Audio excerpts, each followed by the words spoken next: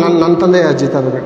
ನನ್ನ ತಾಯಿ ತಂದೆ ಶ್ರೇಯಸ್ ಅವರ ಅಜ್ಜಿ ತಾತ, ಇವರ ಮುತ್ತ ಅಜ್ಜಿ ತಾತ ದೇವರನ್ನು ನಂಬದೆ ಈ ಲೋಕದಲ್ಲಿ ತಿನ್ನಬೇಕು, ಕುಡಿಬೇಕು, ಸುಖವಾಗಿರಬೇಕು.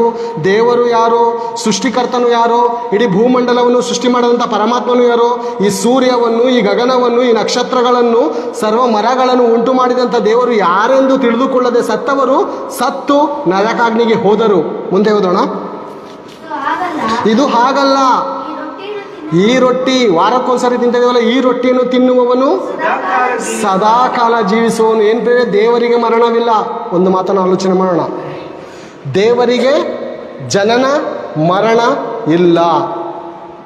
ದೇವರು ಮನುಷ್ಯರ ಹಾಗೆ ಸಾಯಲ್ಲ. ದೇವರು ಮನುಷ್ಯರ ಹಾಗೆ ಸಾಯಲ್ಲ. ದೇವರು ಯಾರು? ಸದಾ ಜೀವಿಸುವವನು.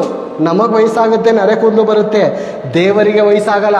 ಆ ಹೊತ್ತು ನೆನ್ನೆ ಇದ್ದ ಹಾಗೆ, ಆತನು ನೆನ್ನೆ ಇದ್ದ ಹಾಗೆ ಇವತ್ತು ನಾಳೆಯೂ ಸದಾ ಇರುವವನು. ಆ ಸದಾ ಇರುವವನನ್ನ ಜೊತೆ ನಾವು ಸದಾ ಜೀವಿಸಬೇಕಂದ್ರೆ ಯಾವ ಮನ್ನ ತಿನ್ಬೇಕಂತೆ?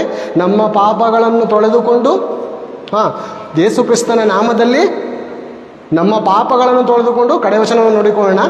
1 ಪೇತ್ರ 1ನೇ ಅಧ್ಯಾಯ 18ನೇ ವಚನ ನೋಡಿಕೊಳ್ಳೋಣ. ಯೇಸು ಕ್ರಿಸ್ತನು ಯಾರೆಂಬುದಾಗಿ ಅಲ್ಲಿ ತಿಳಿಯಲ್ಪಡುತ್ತೆ. ಒಂದ್ಸರಿ ಓದಿಕೊಂಡು ಮುಗಿಸ್ಕೊಂಡು. ನಮ್ಮ ಹಿರಿಯರು ವ್ಯರ್ಥವಾದ ನಡವಳಿಕೆ. ನಮ್ಮ ಹಿರಿಯರು, ನನ್ನ ಹಿರಿಯರು, ನನ್ನ ತಂದೆ ತಾಯಿ ಏನು ಮಾಡಿದ್ರು? ವ್ಯರ್ಥವಾದ ನಡವಳಿಕೆಯನ್ನು ಕಲಿಸ್ಕೊಟ್ಟರು.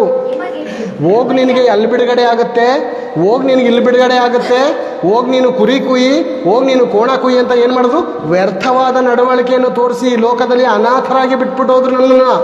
ಮುಂದೆ ನನಗೆ ಈ ದಿನ ಬಿಡುಗಡೆ ಆದದ್ದು ಬೆಳ್ಳಿ ಬಂಗಾರ ಮೊದಲಾದ ನಶಿಸಿ ಹೋದಂಥ ವಸ್ತುಗಳಿಂದಲ್ಲ, ಪೂರ್ಣಾಂಗವಾದ ನಿಷ್ಕಳಂಕ ಯಜ್ಞದ ಕುರಿಯೋ ರಕ್ತದಿಂದಲೂ ಎಂಬಂತೆ ಕ್ರಿಸ್ತನ ಅಮೂಲ್ಯವಾದಂಥ ರಕ್ತ. ಇದು ಯಾವ ರಕ್ತ? ಇದು ಅಸಟ್ಟೆ ಬೇಡ ಪ್ರಿಯರೇ.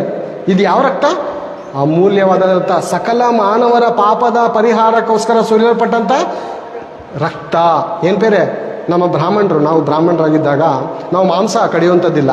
ನಾವೇನೇ ಒಂದು ಅಂಗಡಿ ಓಪನ್ ಮಾಡುವಂಥದ್ದಾಗಿರ್ಬೋದು, ಮತ್ತೊಂದು ಮಾಡುವಂಥದ್ದು, ನಾವು ಬ್ರಾಹ್ಮಣ ಆದದ್ದರಿಂದ ನಾವೇನು ಮಾಡೋಂಗಿಲ್ಲ, ಮಾಂಸ ಕಡಿಯೋ ಆಗಲ್ಲ, ಮಾಂಸ ಮುಟ್ಟೋ ಆಗೂ ಇಲ್ಲ. ಆ ರೀತಿ ಇದ್ದಂಥ ನಮ್ಮ ಜನಾಂಗ, ಶರ್ಮ ಕುಟುಂಬ. ನಾವು ಕುಂಬಳಕಾಯಿಗೆ ಅರ್ಶಿನ ಕುಂಕುಮ ನೀವು ದಸರಾದಲ್ಲಿ ನೋಡಿರ್ತೀರ. ದಸರಾದಲ್ಲಿ ಅಲ್ಲಲ್ಲಿ ಕುಂಬಳಕಾಯಿ ಹೊಡೆದಿರ್ತಾರೆ. ಆ ಒಂದು ಕುಂಬಳಕಾಯಿಗೆ ಅರ್ಶಿನ ಕುಂಕುಮ ಹಾಕಿ ಮೇಲಡೆ ಕರ್ಪೂರ ಇಟ್ಟು ಮಂಗಳಾರತಿ ಮಾಡಿ ಹೊಡೆಯುವಂಥದ್ದು ನೋಡಿದ್ದೀರ. ಇದು ಎಂತಕ್ಕೆ ಸದೃಶ್ಯ? ಅಲ್ಲಿ ಅರ್ಶಿನ ಕುಂಕುಮ ಇದೆಲ್ಲ ಎಂತಕ್ಕೆ ಸದೃಶ್ಯ? ಯೇಸು ಕ್ರಿಸ್ತನ ರಕ್ತಕ್ಕೆ ಸದೃಶ್ಯ.